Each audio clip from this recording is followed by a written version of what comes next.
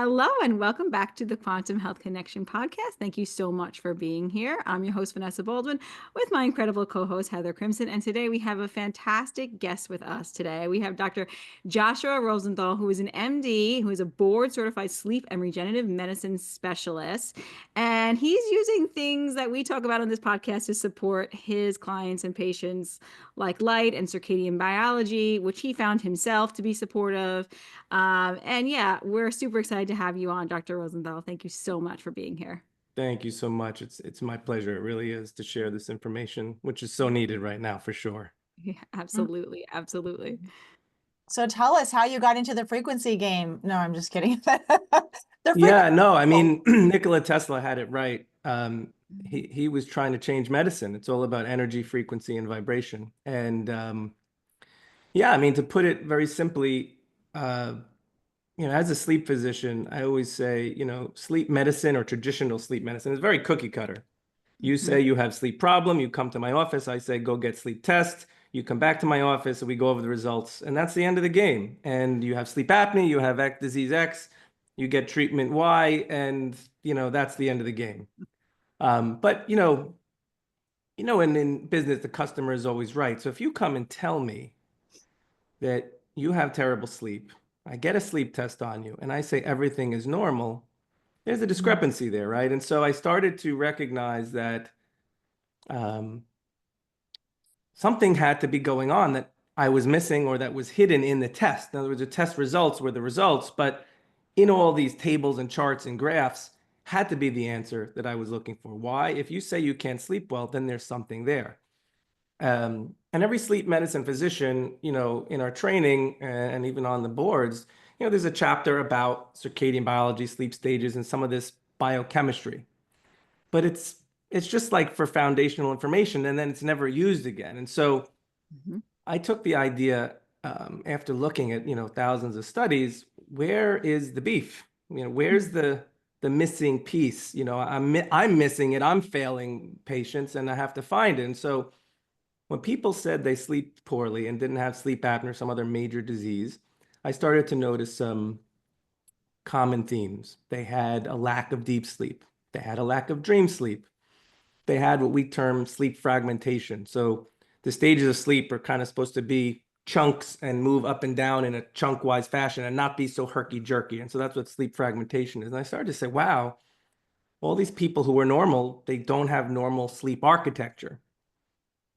So I said, maybe that's where the money is. Maybe that's the answer. That there must be some holy grail hidden in sleep to tell us that we are breaking down before we get to disease X, Y, Z, whatever it is. And in true citizen science fashion, this is going back to probably 2013, 14, I don't know the dates. I bought a device called a Zeo. I don't know if you guys ever heard of that. This is before Bluetooth. It was an alarm clock nightstand EEG headband device. Okay? Wow. So I literally would wear this headband and it would no. tell me in the morning my sleep stages. This is before all the fancy things that Yeah. exist today. And so then I said, okay, well, I know what my sleep stages are. Can I modulate my sleep stages? And so at that point, I was starting to get into nutrition and different ideas in biochemistry. And so I started playing with different supplements, trying to see, could I modulate my sleep stages? Well, the long and short of it is, obviously, I did not learn the holy grail of how to do that because there was no supplement that was going to do it, right? Playing a single instrument does not make the orchestra better. More cowbell does not make the song better, right? You need to have a balance of a lot of things. But I played around, I did make some small discoveries, and that brought me eventually to the light, haha, pun intended. And one fine day, I can still see exactly where I was. I was on my laptop, and I don't even know what I was doing. I was on YouTube, and the little sidebar comes up, and it says recommended videos. And there was a thumbnail of a woman standing at a podium. And in medicine, it's what we call grand rounds, like you give a big speech for like an hour or so. And so I'm blanking on her name, a neurologist out of Texas. And the heading was sleep apnea, migraines, and vitamin D. And I said, here I am, a sleep apnea specialist, sleep specialist. I don't know how these things go together at all. So I thought I should know that, right? So I listened to this talk, and what did that talk do? In this talk, this woman, doctor, basically went over how vitamin D was not a vitamin, how it was a hormone, had the Mhm. structure, cholesterol backbone, had receptors all throughout the body, and there are receptors in the brainstem that have to do with breathing, that are right next to receptors in the body and nuclei in the brainstem that have to do with migraine and headaches. Mm. And so here we are, and I'm saying, wait a second, you're telling me that we have a deficiency of a hormone that everybody, I didn't order a lot of vitamin D in the day, but people would come in with labs, and who had a normal vitamin D? No one, of course. And you're telling me that that could be leading towards, in some way, sleep apnea and migraines and headaches. And in that video, she talked about giving very high dose vitamin D to her patients, and some would instantly start to sleep better and lose their headaches. Mm. I said, wow. So I did this on myself. I didn't have sleep apnea or headaches, but I felt pretty good. So then I said, okay, let's try this on some patients. And some of them did really well. And I made some enemies with my endocrinology colleagues because they were like, why are you putting, they're on 1,000 IU of vitamin D3 and you just put them on 10,000 a day. This is not, but long story short, I started to realize that some of them got better, some of them didn't. Okay.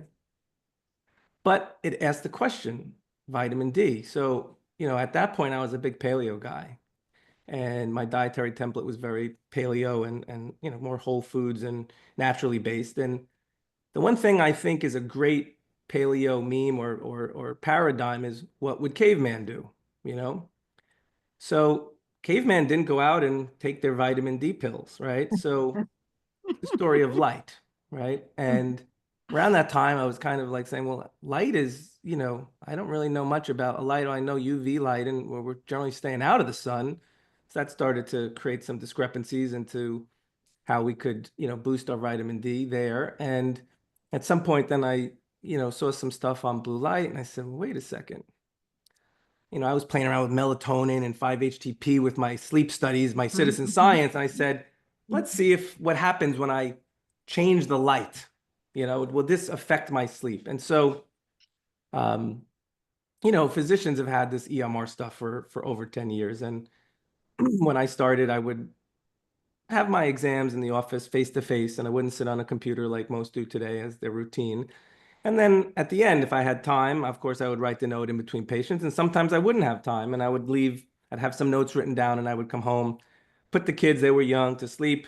And then I'd sit on the computer and have to type for an hour or so. Okay. And on those nights, 10, 11 o'clock, I close the computer and I'm tired and wired. I need to go to sleep because I got to get up in the morning. But I'd wake up groggy. I wouldn't feel my best on the nights. The longer I would spend on a laptop, the worse. So I buy a pair of Uvex blue blockers. Again, there were no Yeah. no nice looking frames at the time. I did learn to make That my was my own. first, Dr. Josh, that was my first pair too. Yeah, I did learn to tint my own, and I've done all kinds of things. But a long story short is, so I'm just putting on these goggles over my glasses in front of a laptop for a half hour to an hour to at worst 2 hours right before bed. I have no idea about how this whole system works, but I'm just putting it on in front of the computer. 10 o'clock comes around, I'm typing, and I'm yawning. Close the computer, and I fall right asleep. I Wow. Isn't that wake up, I feel amazing? pretty good. So I'm like, hey, this is pretty good. The sleep stage is maybe a little better. I didn't really see like a dramatic, but I was like, okay. Clinically, I felt better. So Mm. fast forward, 3 months pass, and my journey, and I talk about this on other things. I won't get too much into it, but when I graduated residency, I tipped the scale at 220, and so Um, I first lost about 50 pounds with the totally erroneous calories in, calories out, and Yeah. pretty much starved myself down to my high school fighting weight. And I looked gaunt and like post chemotherapy. My own parents said, "You look sickly." So Yeah. I gained weight. So I was pretty stable in my weight at that time after I gained some weight to look healthy. And because I had a similar template of eating, my weight was pretty stable. So I get on the scale after not having checked, and I was a checking every day when I was, doing this in the past. Mm-hmm. And all of a sudden, what happens? I get on the scale and I'm 7 pounds lighter. Hmm. And Just from wearing blue 3 blockers. months of wearing blue blockers just in front of the Wow. laptop right before bed. And I'm saying, I mean, I know exactly, I practically eat the same thing every day, every week. I'm regimented enough to know that this is not diet. I've not exercised one bit. I was a busy young, physician, family man. So I'm saying, this isn't possible. How could this stuff, a single piece of plastic, have changed my weight? Now, to make it even crazier, at that 3 month period, when I check my weight and I'm down, I'm about a year out from a large panel of bloods that I had sent, copying some, probably like Ben Greenfield or somebody online when I was starting to explore in different areas. I didn't know what half of the labs were, but I'm a physician, so I wrote all these labs and went to the lab place. And I said, now I know what these labs mean a year later. And I said, let me recheck these labs. This should be interesting, right? I just lost 7 pounds without trying. What did the lab show? Mm-hmm. What do I find? My markers of inflammation are all lower. My testosterone is higher. My growth hormone, or IGF, is higher. My fasting blood glucose is lower. And I haven't changed anything. Mm-hmm. So I was like, wait a second. There's a lot of fat on this bone. I've been studying the wrong thing. I've been Yeah. focusing on supplements and diet when light made a bigger impact without me even trying. Not only did I lose weight, I changed all of my hormones and my metabolism. Well, so now that's when I knew pedal to the metal. This is a biophysics story. It's a story of light, electrons, and photons. And I knew nothing about that. And that's my origin story. That's how I began. Mm. Wow. If I'm hearing you correctly, it's like you found all that out all by yourself just by your sleuthing and training and intuition and all the things combined and paying really good attention. And it wasn't like you necessarily found somebody and then you're like, oh, there's this whole new world. You came across it or found your own way to it. Is that right? I mean, I think it's a combination of mentors, learning, experience. I mean, I think even if you take your traditional doctors that know nothing of what we're about to talk about, if you're paying attention as a physician, here's the truth. You recognize that you're not making the impact you were 10 years ago. People are getting sicker, quicker, faster, younger, and you have no explanation for that. Mm-hmm. Maybe my skill, my talent is that I'm a little more curious than the other people. Maybe my skill is that I'm a little more passionate. Maybe I'm a little more goal oriented because I wanted to know the answer. I wasn't just, complacent and saying, okay, well, but this is what I learned and this is what I'm going to do. I'm going to figure this out. I'm a driven guy. Yeah.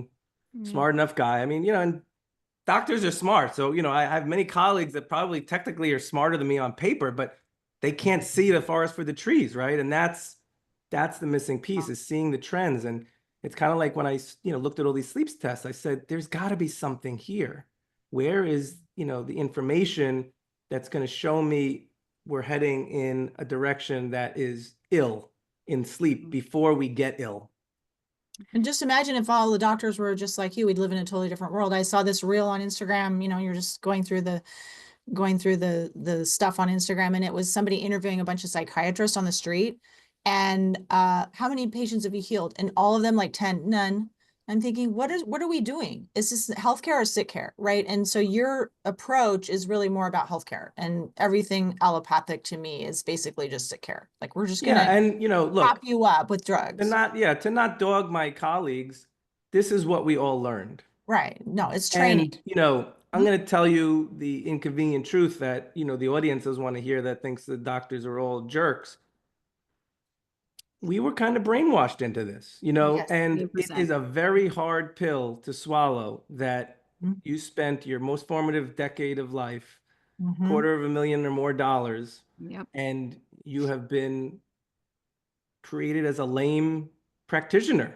I mean, you're a lame duck to start. I mean, you don't have the goods to really help people in the way that you maybe as a young man or woman dreamed of, right? I mean, I remember, thinking, oh, I'm going to change people's lives. And then, of course, you do change people's lives. And like we even were speaking just before we started, there's lots of things you can do when you're really sick to just feel an improvement. So even pharmacologic interventions can make people feel better temporarily. But Sure. what is our goal? And again, like you said, this idea of sick care versus health care, yeah, a symptom controlling model versus a disease reversing model. And, as Mhm. I left into traditional medicine, into initially the nutrition and functional medicine space, the one thing that I think they have right is this idea of root cause, right? What is really causing this? And while I think they have the wrong root cause, it's the Yep. paradigm that's right. The paradigm says, you know, you don't have a particular disease or a lack of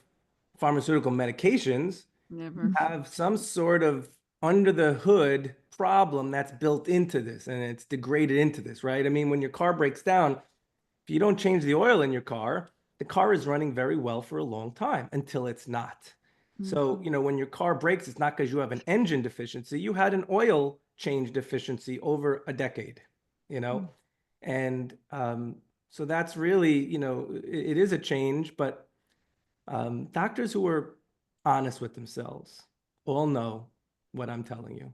It's Yeah, just and I a don't really think they get hard pill to into it. swallow, Yeah. Nobody wants to say I wasted my time and my money. I don't think they get into it. I don't think any doctor gets into it to like be like to not help people. They want to help people. They That's their goal. do.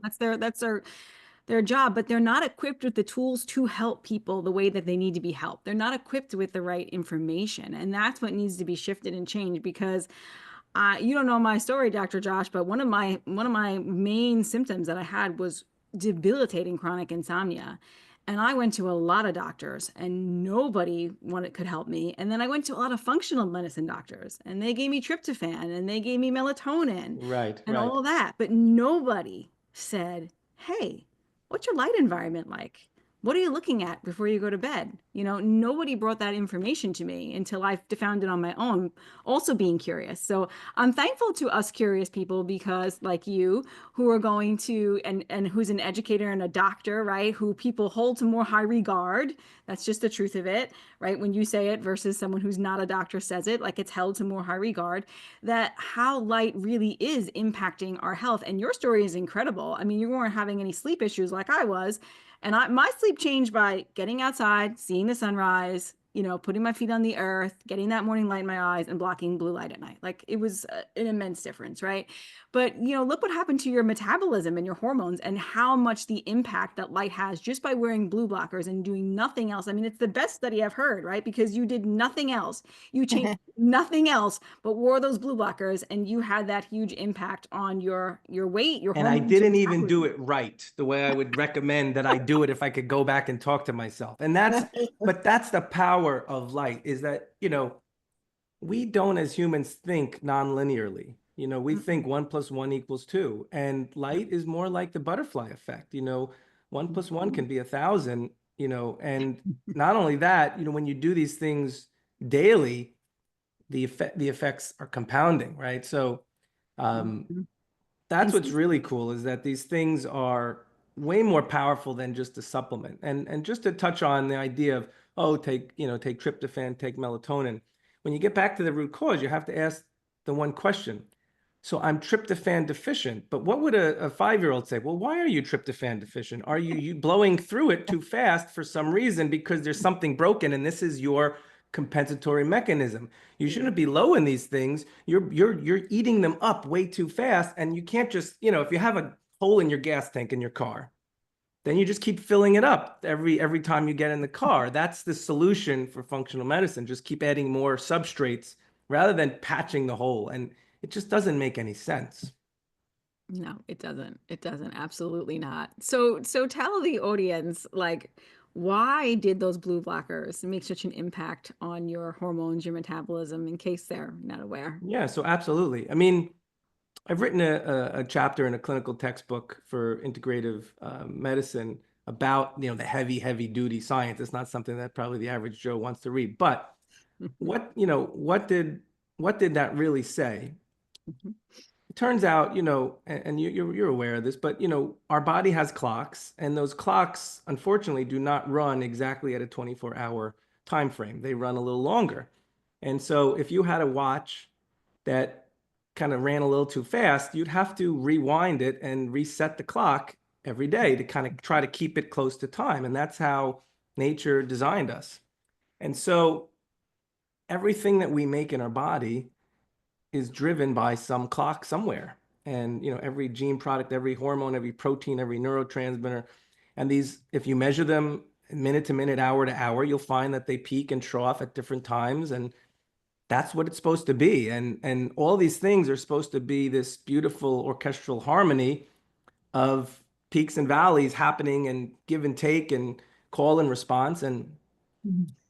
if that doesn't happen and things are all screaming at the same time or all silent at the same time, you're going to have some defect. And Mhm. you know, the biggest and easiest way to understand the blue light story is through melatonin. Obviously, it's way more powerful than that because blue light itself can damage parts of the puzzle that actually take in the light and the receptors that are meant to determine, the light frequency. But ignoring the nitty-gritty of that, blue light suppresses melatonin. Melatonin spikes right before puberty and decreases for the rest of our life. And the higher your Mm. melatonin level is, the likely, the better your health is.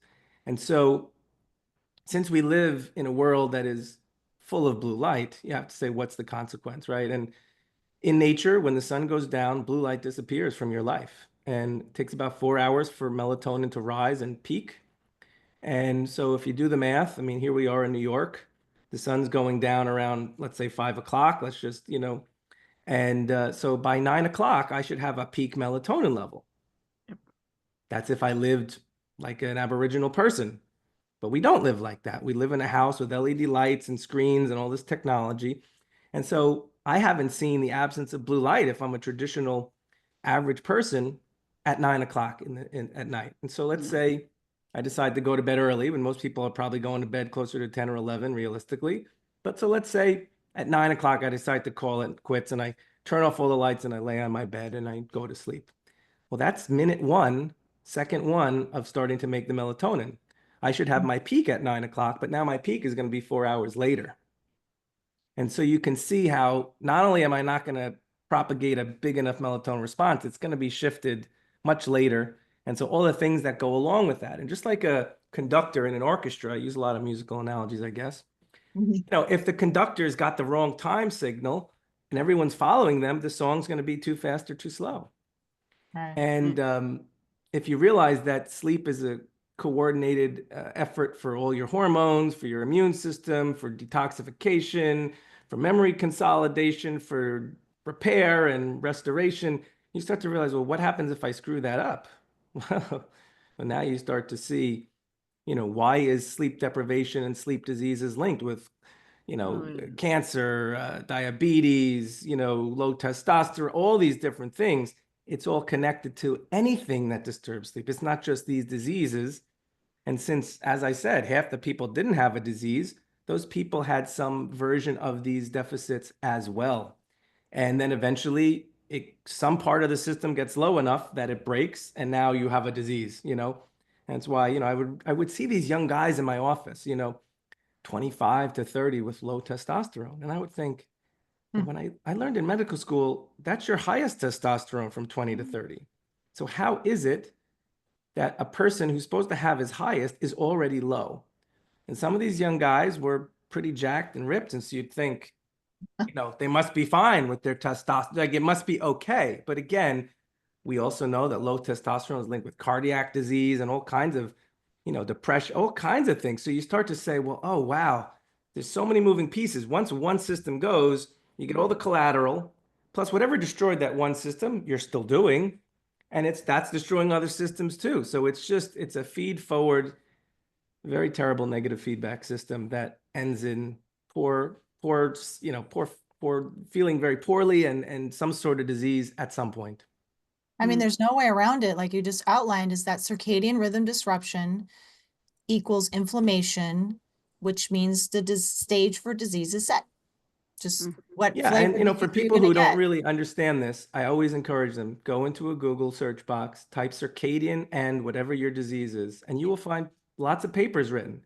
They may Every not be clinical papers that your doctor is reading. A lot of times they're kind of more benchtop and lab research about cells and molecular biology, but we've laid all this stuff out We just haven't translated it, okay, to making a clinical impact because there's no prescription for the sun. There's no prescription for a light device. There's no prescription that can solve this. So it's never taken off. Well, there can be a prescription, but there's not a lot of money to be made in that Well, necessarily. right, that exactly. And your insurance is not going to pay for it, right? In other words, insurance is not going to pay for you to go to work an hour later so you can get the morning sun, So in other words, and this is where, the other part is that lifestyle.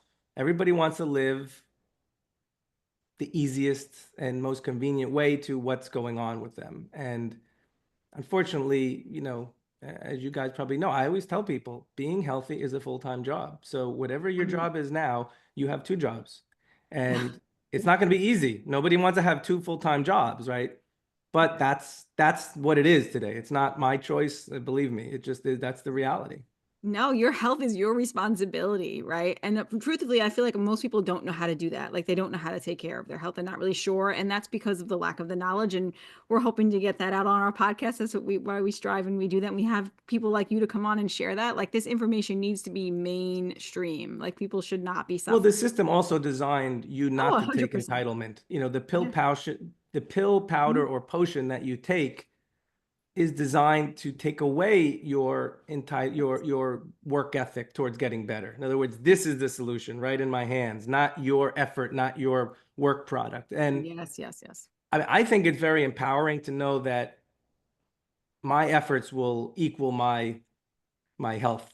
You know, I never intuitively connected with the, oh, you're genetically doomed to whatever disease you have. I never liked that. It doesn't feel right. And it's because it's not a story of genetics. It's a story of epigenetics, how Mhm. the environment interacts with your genes.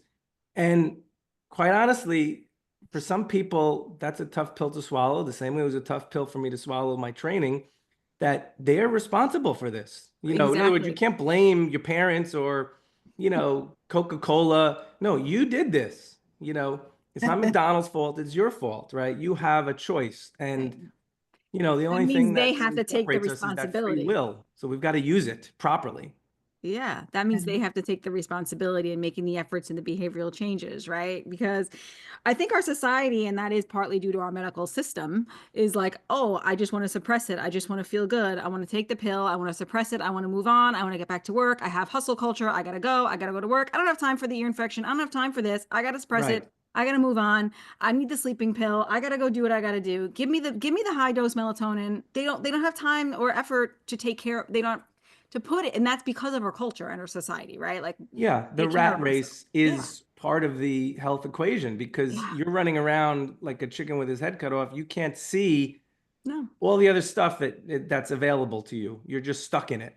And yeah, I mean, but that's why this isn't for everybody. You have to come to some, I don't like the word enlightenment, but you have to come to some realization that you hold the keys to the kingdom, and those same keys open the same door to heaven and hell. Oh, I Mhm. love that. It's like, I It's think it, true. on one hand, the ability, the power that we can realize or come to as far as in how to affect change for ourselves, like realizing that every choice we make will either boost us up or bring us down, can be for some people overwhelming because it is so powerful. Like every choice that we make can help us in some way, even if it's small. And some people just are too busy, right, to sit with that because I think it's like, wow, I don't know what to do with myself if I have so many choices, right? And I can watch TV without blue blockers, or I can go do something else and go to bed at 9. Because so many people balk at that. They're like, oh, why would I go to bed so early? Just going to bed earlier is so hard for people. And Oh, it's where does this conditioning come from about our beliefs around health and our ability to care for ourselves? I think there's such a disconnect from our bodies. There's a lot of things that play into this. Yeah, I agree. I mean, I think there's two levels. One is our own core beliefs, right? That yeah. if I told you the solution was really simple, there's a disbelief in that, right? So that Mhm. already. But um, part of it is the technology and the very disease process we're talking about changes your thinking and makes you less likely to see what is really right under your nose. I mean, it's a very man thing to say. As I speak to two women, like the answers are under your nose. They're right there. You just have to look there. And we don't want to see in our blind spot, especially when it's going to challenge our beliefs of what we have held true, that we trust the doctors and the pills and the procedures to get us where we're headed, and that we trust that this life that we've lived, this rat race, is the way, and not to, then you have to question, is this the way? Should I be doing this? Should I be running myself ragged, burning the candle at both ends? Should I be allowing this, or should I Exactly. step back? And and then you can look at the finances and, well, you have to do this. You're not gonna be able to live. Yeah, and that's how the rat race gets you. There's always some motivation that's not in your best interest, but that you feel is necessary. I have Yeah. to do it to pay my mortgage. I have to do it to pay the bills. I won't be able to do this. I won't be able to feed my kids. I think we all understand these pressures, but there are poor people that live much happier lives than Americans that have no money, no jobs, and just live off the land. And you have to ask the question, is there a happy medium? Well, they're more connected to nature. Right. So, and they probably have a strong spirituality. How do you see it working, the technology that you just mentioned, affects our level of consciousness and our ability to see? What's your understanding of that? Yeah, I mean, I tend to go very deep into rabbit holes that, Yes, let's so go. without going too crazy for the listeners, yeah, this is all connected. What's funny is, I'm trying to remember, this was also early on, when you get into spirituality and this idea of the metaphysical, people who do some of these things that we think is magical or sorcery, um, if you listen to those people, they'll start to talk about, oh, you should drink clean water and you should eat fish and you should do this and that. And why are they saying some of the same things that I have a totally different reason for recommending, possibly, but they're Mm. saying that this is good for your spiritual enlightenment? And to me, I think it's obvious. Remember, the gland that most people think of as making melatonin is the pineal gland, right? And that is, in the spiritual world, considered the third eye. Mhm. So is it possible that the very gland that makes you sleep, repair, and benefits your health, which is also your seeing, but without visually seeing eye, is it possible that when you boost that for the health side, you're also boosting it for the spiritual side? Are you Boosting better your able to see? And by see, I mean that in quotes, right? Are you better able to see things, see who you are, see the reality as it really exists, see people as they really are and their intentions? Um, and this gets into kind of our sixth sense. I mean, Mhm. in the book, I talk a chapter, I talk a lot about mitochondria, and it's, of course, the mitochondria have this really crucial spot in between all these realms, right? The mitochondria are the main source of melatonin production. Well, that's, again, contrary to what we were kind of told. Wasn't that made in your pineal gland? Yeah, it's made in your pineal gland, but every cell makes it in their mitochondria. Yep. And then you start saying, okay, the mitochondria is transducing the light and electromagnetic environment you're in to give your cells instructions. Is it also transducing other things that you're not even aware of? So if somebody Mhm. walks in a room and you just feel their presence. We Mhm. all, if you have pets, we all know who hasn't seen their pet go to the window right before your family member comes home. Yeah. Mhm. And they didn't hear a car. There was no car sound. They knew that they were coming. Um, I've had some strange experiences where, and I usually give the example of my grandmother. My uncle, may he rest in peace. He rode a motorcycle when he was young, and this is before cell phones and all this. This is in the age of pay phones and such. My grandmother knew he was in an accident. How Mhm. did she know that? Yep. She's like, Butch is in trouble. He's in trouble, and he was in the hospital at that time, and there was no way she could have known that. And as you connect to these health principles, you're not just improving your physical health, you're improving your quantum entanglement with the people that you Mhm. love. And I've Mhm. had these experiences with my own children, and you will start to then experience another dimension, if you will, of what is really happening. And that information is all in the air. You just don't see it. you know, Yeah, the but mitochondrial sensors, they're connecting to yeah. ether in the plasma. And yes, exactly. Yeah, all connected through the ether. Exactly. All that quantum entanglement. And your intuition is heightened, Yeah, and and I that would more, say that yeah. intuition is basically a function of your mitochondria, right? I mean, your Mhm, intuition is like you're reading the energy before the events mhm, have even happened, and mhm. they've done studies on this. Um, the study I'm thinking of, and I'm trying to remember where I came up with it, but with plants. So someone intended to cut a leaf on a plant, Mhm. and they were measuring the electrical output of the plant. And obviously, when he cut the plant, there was a major spike in electrical activity. So the idea that a plant is not conscious is kind of a silly thing. So all those vegans who think Mhm. they're Mhm. saving the world and consciousness, they should know the unfortunate reality that the plant feels pain when you cut it. So Yeah, don't yeah. cut your vegetables. But anyhow, the long story short is when he thought about cutting the plant, there was a spike in the plant before he even moved his hand. That's So incredible. the plant actually sensed the danger before it even happened. Isn't that what intuition is? Everything is Sensing energy. something before, Like because literally just the everything. thought was transmitted in the air, you know? Everything Wow. is energy. Everything is energy and information. Literally everything. So But that and when people listen to this thing and say, "Oh, that's crazy," but I want everybody to pick up this stupid square that we all have, rectangle, and out So of the air, pictures and vibrations and videos appear, sounds and things. Where did that come from? mhm. It's no different. We really are more like this than we are anything else. yeah, 1,000,000%. Oh my goodness. I love that. So I'm so curious, like, what do you think the cause of like our chronic disease epidemic is? Because we have like a pretty bad epidemic going on right now of chronic disease. So what do you think is at the root of that?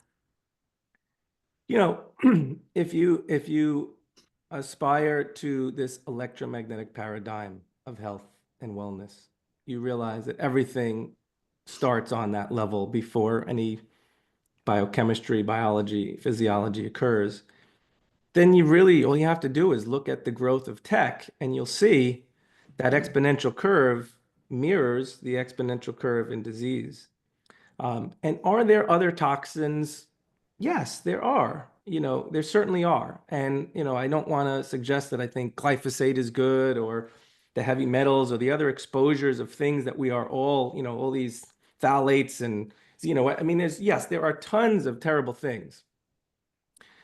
But when you take this electromagnetic paradigm, your cellular energy production is what drives your detox. Mhm. So nature knew there were toxins. There's always been mercury in the earth. There's a lot of things that, are not great that are here. And so we've had the ability to get rid of them. And the stronger we are electromagnetically in different parts of our body, the better we are able to get rid of them.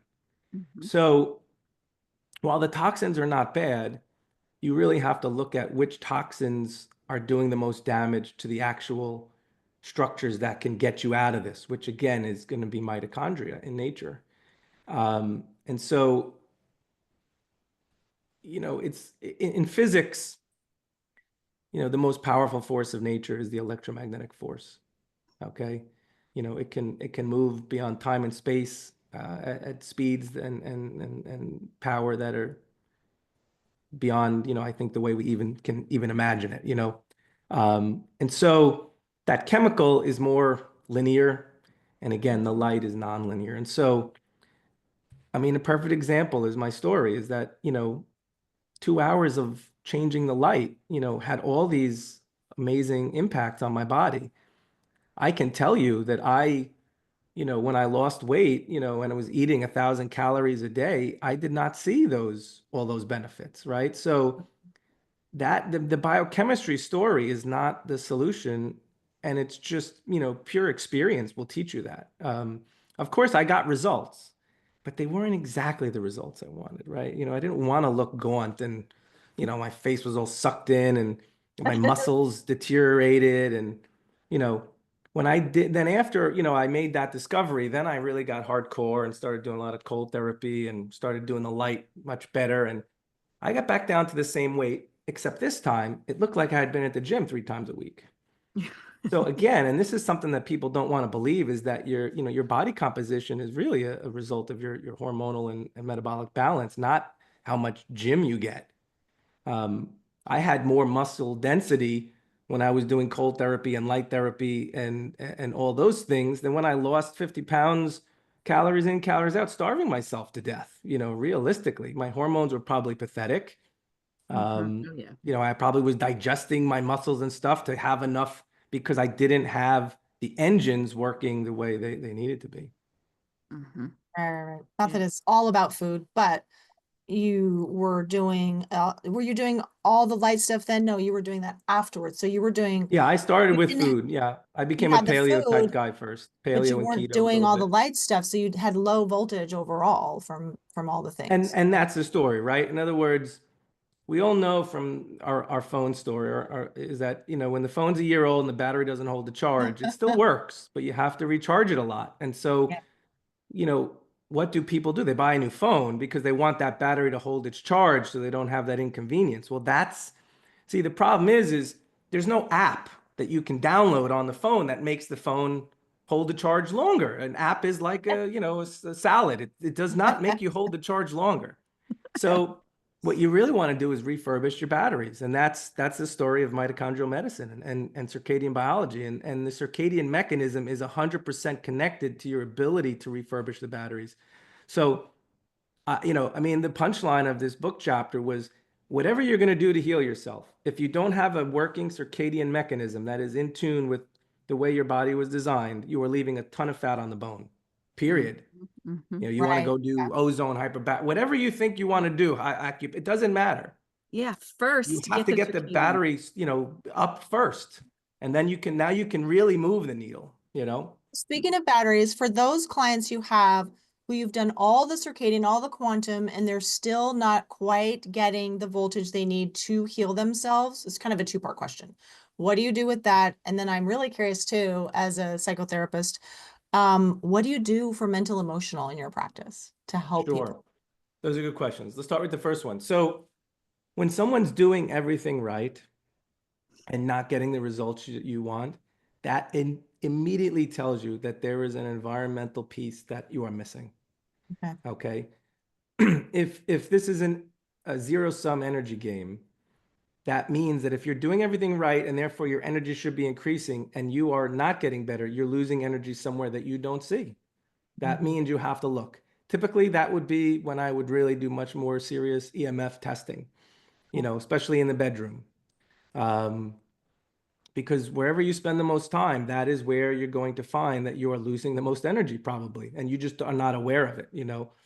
Um, and to make the story really simple is that, I mean, the EMF thing could be an hour long talk in and of itself, but just remember, blue light lowers melatonin. Guess what? EMF does too. A So if million you just percent. take that really simple fact, you start to realize, oh, well, so it makes me not sleep as well. Right. And so now we're back to the same host of things in the same downward spiral.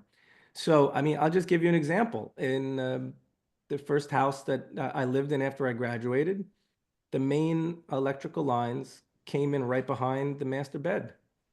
Oh. And when I got into, buying meters and looking at some of these things, of course, everybody wants to talk about, now 5G, but, then it was 4G stuff, 3G and Hmm. 4G. But Hmm. so everybody looks at the radio frequency side of this. But I'm going to tell you that the electric and the magnetic fields can be just as dangerous. And those are things that, people are not always looking for. And then you add dirty electricity and things. And so, it turns out that uh, when I finally measured the magnetic field, one of the pillows, which was right behind, had a huge magnetic field. Now, fortunately, that's where my ex-wife slept, but for me, but the long and short of it is, when I realized that, I said, nobody can sleep on this side of the bed anymore. Mm. It is, it's not good, Or could you move it, or could you? Yeah. Yeah, and that's the thing is that, it's these subtle changes, Hmm. where you place your bed in the room, you think, well, it has to go there because I want to put my night and I want to do this and I want the picture on the wall. No, where do you put it? And then you can get into ley lines. I mean, there was a gentleman who wrote a book, I'm blanking on his name as well, but he basically marked out the ley lines, which are magnetic lines of the earth, And guess where they crossed on the bed? That's where the person's organ, they either had cancer or disease. So if it crossed at your ovaries, guess what? You had ovarian cancer. And he mapped this in a town in Europe and it to the highest cancer rate. And he correlated all of it. You can't find that book. It's very hard to find. But that's the summary of that story. So this is one of the things that's weird is that we're all focused on, oh, 5G, and that's the real, there's so many layers to this. And that's the problem with physics is the details really matter. So you're probably missing something. And when you find it and you eliminate it, all of a sudden you'll start to see improvements. As to the second question, which is a really good one. I mean, we started this off about it's all energy and vibration, right? And, there is a branch of medicine called the Germanic New Medicine and a Dr. Hammer, and you may be familiar with. And, every emotion has a vibration, right? Has a frequency, has a tone, a song, right? And if your listeners, when they're done with this, go online and look up cymatics, they'll see a picture of a square metal plate with sand, and someone will rub it with like a string on the side, make a tone, and the sand will go into a beautiful pattern. And if you strum it on a different spot and make a different tone, the sand will jiggle around and go into a new pattern. Beautiful patterns, beautiful patterns. Well, think of an emotion as that frequency creates a pattern. There are some areas where energy flows a lot and some areas where energy does not flow. And, it's well known, like in Chinese medicine, like anger goes to the liver. And when you hear something like that, you're like, well, what the heck does that even mean? How does that even happen? It sounds absurd. Oh, your emotion is low. How can that happen? Your emotion is in your head. It doesn't. But if it's a vibration, now all of a sudden you can see that in our human form, there's some pattern, and maybe the liver, I'm pointing the wrong side of the body, maybe the liver is where that dead zone occurs in anger. So what happens when you starve the liver of energy? You can have liver disease, right? And so the idea is that there's a psychic or a psycho-emotional root of disease. And the Germanic New Medicine really addressed this. And I've done some training in something called biodecoding, which is really just an offshoot of this. But it turns out that our brain wants to resolve emotional conflicts, and it gives you the opportunity to. But the brain is logic, it's not emotional. So when you say, hey, I just can't stomach what you said, Heather, I can't stomach it. I can't digest what you just told me. The brain at some point, when it hits this critical mass, says, I'm going to help you digest this. I'm going to give you a stomach cancer. Turns out stomach cancer cells make more acid than regular stomach cells. Wow. Okay. If you have breast cancer, mammary cancer cells make more milk, have the ability to make more milk than regular mammary cells. And this is why who gets breast cancer? Very loving, family-oriented people, oftentimes. And so the emotional conflict, just to give you, the breast cancer story, because most people know somebody sadly with breast cancer, it's a nesting conflict. So if your family is in distress, what can you, Heather, as a mother, as a maternal being, divine maternal being, what can your divine womanly powers do to solve this family crisis? You can nurse your family back to health. You can develop breast cancer. So even in this idea of healing, we're looking at this as a multidimensional modality, that it's not just that, yes, you broke mitochondria in a certain place, but what are all the factors leading up to that? So physical toxins, sure. How about emotional toxins, right? And then you can get into what is even spiritual toxins, or, and so you can really go deep. But so this is, it's like multi-layers weaving together. And, I think you can fix a physical problem, but not address the emotional one, and then it's going to come right back. Definitely. Some people can address their emotional problem, and if they have enough reserves everywhere else, they can actually rebuild from there. And some people need to do both. They need to address the physical and the emotional, because without the two, you won't get the synergy to rebuild it. But so there's lots of techniques available in that regard. I think biodecoding is kind of beautiful as a left brain guy for most of my life, trying to work on my right brain. But the biodecoding is very logical. Just like I said, I can't digest it. Now you can say, well, it doesn't really make sense but that's how the brain processes the emotion, because there is no emotion in the brain. The brain is it's a quantum computer. Like, and this gets into we're faced with AI now. Does AI feel emotion, or does it really feel logic and try to turn that logic into an emotion? Right? Mhm. So here we are, coming full steam around to to the questions that are at the heart of healing. We're Mhm. creating a new breed of creation that questions all this. Well, I know we're getting near the end. If I may, Vanessa, I know you want to ask another question too, but just overall, like your job satisfaction sounds so lame, but your quality of life and how much your work feeds your soul, so to speak. I know you're still in the allopathic world a little bit, but if you compare the two, like how different do you feel as a doctor, Yeah, right? I that's a like great that. question. And probably around 8 or so years ago, I had a kind of an esoteric crisis, and I was still doing 100%, mainstream medicine, and I had trouble. I wouldn't say I was depressed, but I was struggling with it. I didn't want to get up. I didn't want to go to work. I felt like a failure because I knew all this great information, and I thought, and a friend, another practitioner, not a physician, but a healer, I happened to mention this, and she said to me, she said, Josh, are you helping people? And I said, well, I guess so. She said, but you're not helping them in the way that you want to help them. I said, yeah, I mean, I don't think this is the way anymore. So it's kind of a problem for me. Yeah. She said, are they ready for the way that you want to heal them? And then Mm. it was so obvious. No, they're not. So the one thing that a healer will struggle with until they don't is that you can only help someone in the way that they want to be healed,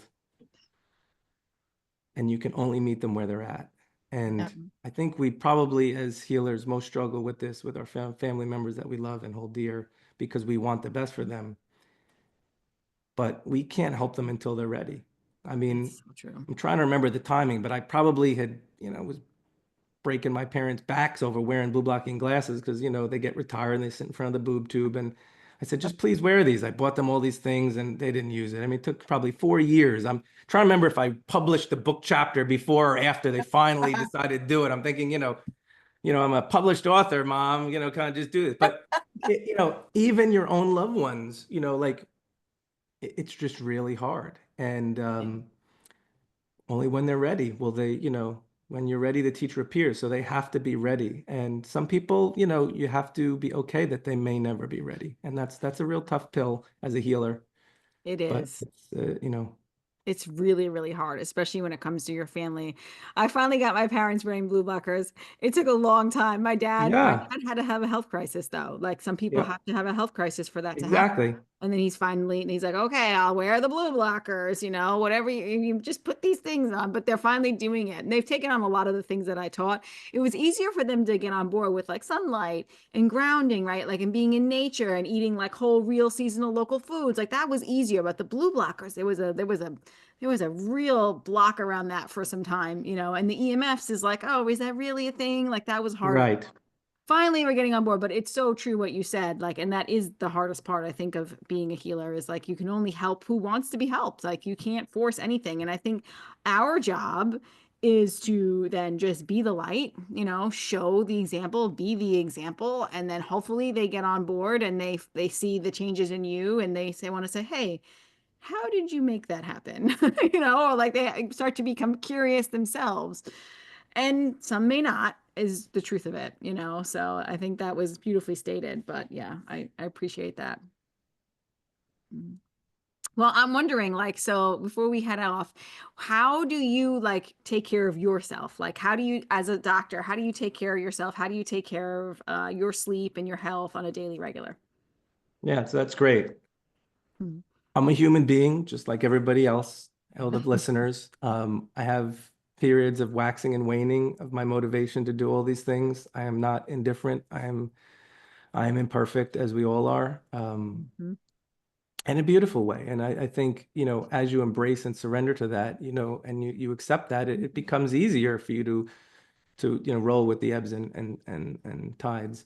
Um, Right now, again, January, people are motivated, people in the office drinking green juices, going to the gym, and I've upped my game, doing more, supplemental light therapy and this and that. And, you know, um, the main thing is, especially this time of year, it's hard to do the most basic things, that morning light becomes 2 minutes and because it's cold and it's windy and you don't really want to do it.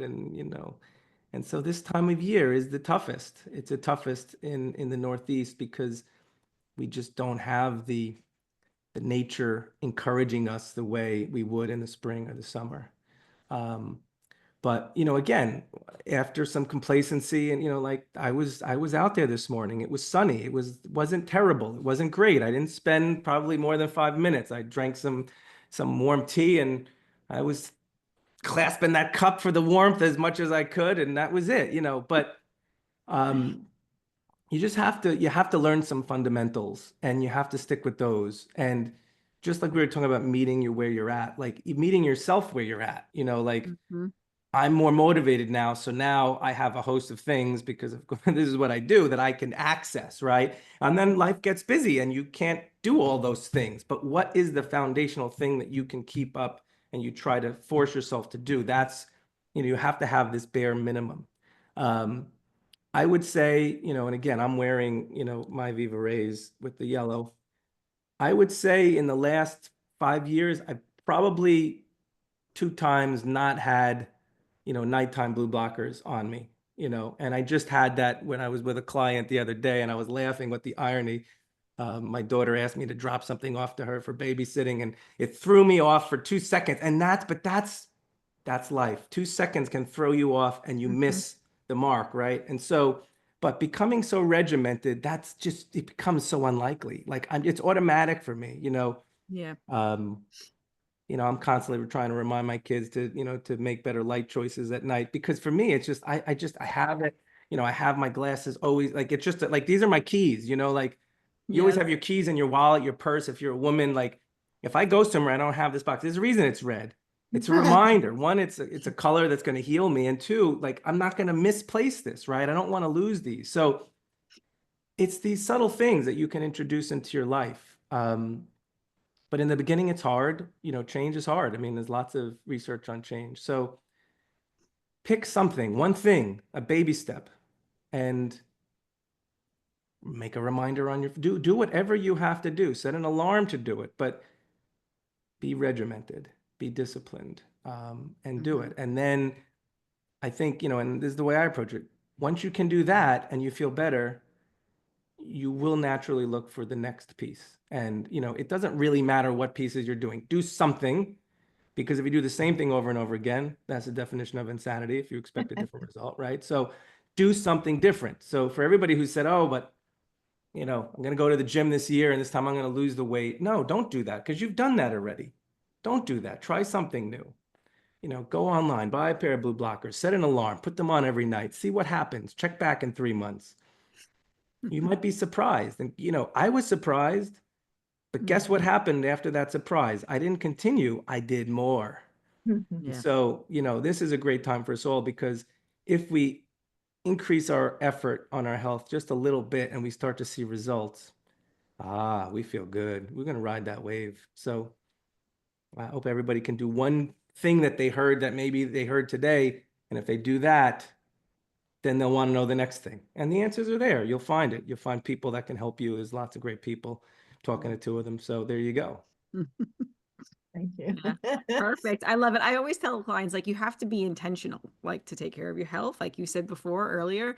And then true that once that little habit change and you see that quantum effect, you're like, oh, wow, that made an impact. And then you're like, what else can you tell me? What else can I do? Like, and it just keeps Right. building and building and building and building and building. Digestible chunks. Like Yes. this world, look, quantum physics, Feynman said, if you think you understand it, once you think you finally understand it all, you realize you don't understand any of it. Yeah. Mhm. You're not going to learn all this stuff. I know a ton and I know I don't know it all. And I'm sure Yeah. until the day I die, I will still be trying to learn. So Yeah. just take a small chunk and be okay with that. Like I think that's another entitlement that we have to understand everything. No, Mhm. we're never going to understand everything. Accept that and start there. I love Just that. follow your curiosity. I think as long as it feels like play, you're on a good path. As long as you're feeling better, do more of that. It's pretty simple, really. We kind of overcomplicate things, right? Stay All connected to the nature time. somehow. Connect with nature in the morning, and then at night it means connecting to nature in darkness. So put on your glasses. So it's really just those bookends that are the most essential, right? So Mhm. if you're working with new clients or if you're accepting patients, let us know. And if so, how can they find you? Yeah, people can find ways to contact me through my website, quantumlifewellness.com. Um, I do lots of different things to work with people. Again, I meet them where they're at. I can do different consulting things. I do a lot of very transformative mitochondrial therapies. So Mhm. again, it's just like we spoke, not everybody's ready to jump into the deep end. So then just step on the shallow end stairs and start there. And eventually you'll get ready to swim in that deep end and I'll be there waiting for you. Oh, I love it. This has been a great conversation. Thank you so much, Dr. Josh. We really appreciate you Thank you, coming on Vanessa. Thank you, Heather. It was and a pleasure. enlightening our listeners. Enlightening, pun intended. Haha. Yes. I really do Absolutely. appreciate it. Okay, thank you.